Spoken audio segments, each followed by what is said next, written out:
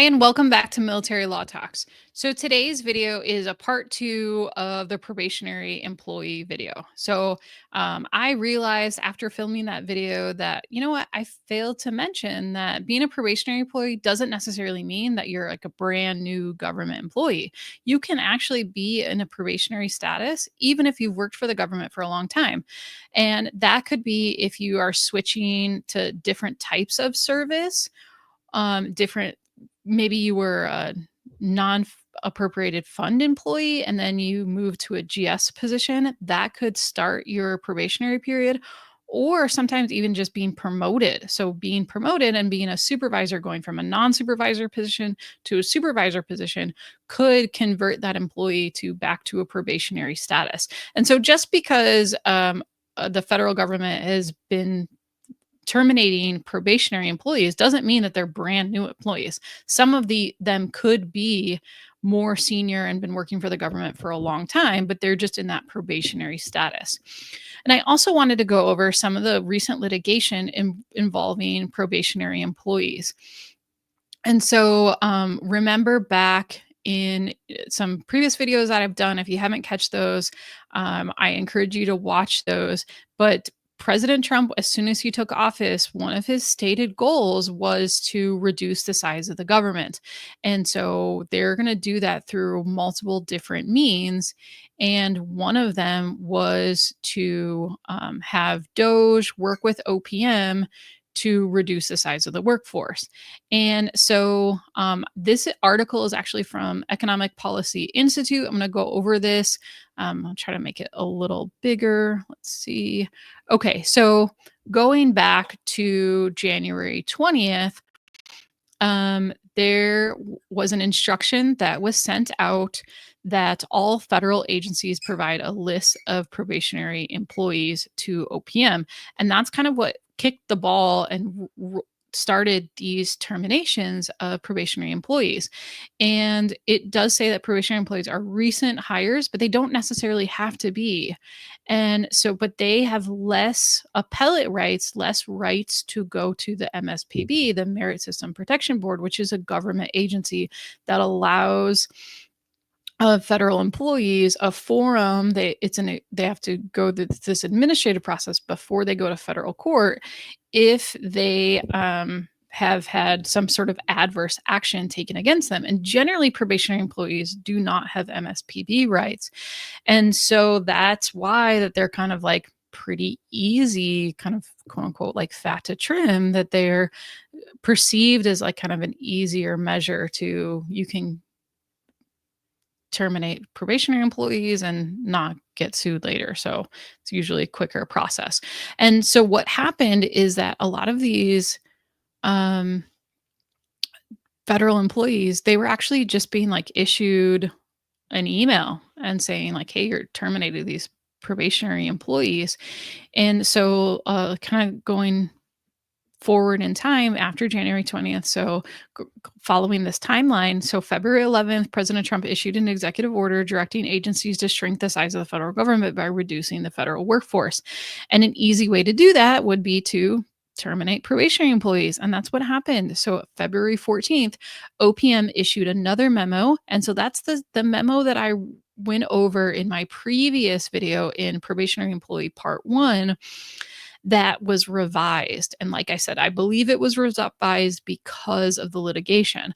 But it says OPM issued this memo to federal agencies directing them to separate or fire certain probationary employees by the end of the day on February 17th. And they gave them like a template of this is the notice that you provide the employees. And so then employees were fired, huge swaths of employees, potentially anywhere from 6 to I've seen different numbers, maybe 8,000 employees. And so across the federal government wide in different various agencies. Then it says March 5th, the Merit System Protection Board, that's the MSPB, ordered the Trump administration to temporarily reinstate 6,000 wrongfully fired probationary employees to the Department of Agriculture. And so then there was more litigation, right? So that was just there was onesies and twosies. There's some cases, particularly there was a case that I was following. It was a VA employee who had worked for the VA for a long time. And then she went to law school at night, later became a lawyer, and just had started very recently in the fall of 2024 for the VA's Office of General Counsel. So she was in this new position. She was in a probationary status, even though she'd worked for the VA for like well over a decade. And she was caught up in this and was terminated. But her immediate supervisor was like, "We didn't want to fire you. I didn't want to fire you. I thought you were a good performer." But she was given this like um this canned template by OPM saying like you're being terminated for poor performance, and she individually went to the MSPB. And then there's been other cases. So that was like one particular case. And then there's a couple other cases where there was like restraining orders, asking for restraining orders to stop the probationary employee terminations. And particularly on March 13th, Judge Elsep, so this was in California, Northern District of California, not only granted a temporary restraining order, but not asked for, and I believe I covered this in the previous video, probationary employees to be reinstated. And so that was immediately, appealed, and it went up to the US Supreme Court, and that was blocked by the US Supreme Court on April 8th.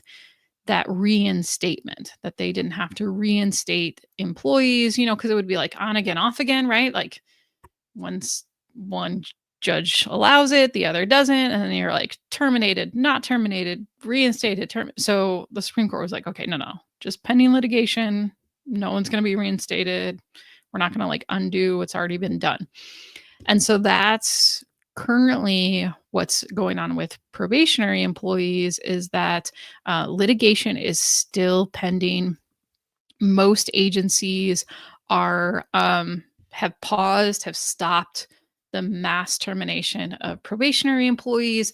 And as I have explained in previous videos, agencies like the DoD are allowing more like DRP Part 2, allowing early retirement, the VERA, the voluntary early retirement, allowing employees to just self-select and leave voluntarily to reduce numbers that way versus resorting to involuntary means. And so that looks like that's kind of the direction at least the DoD is taking.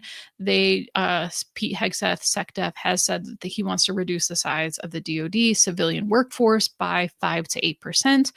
And at least from early numbers that I've heard anecdotally, it looks like with DRP Part 1, DRP 2, VERA, and other force shaping measures, it looks like that they are going to or have hit that 5 to 8% goals through these voluntary measures.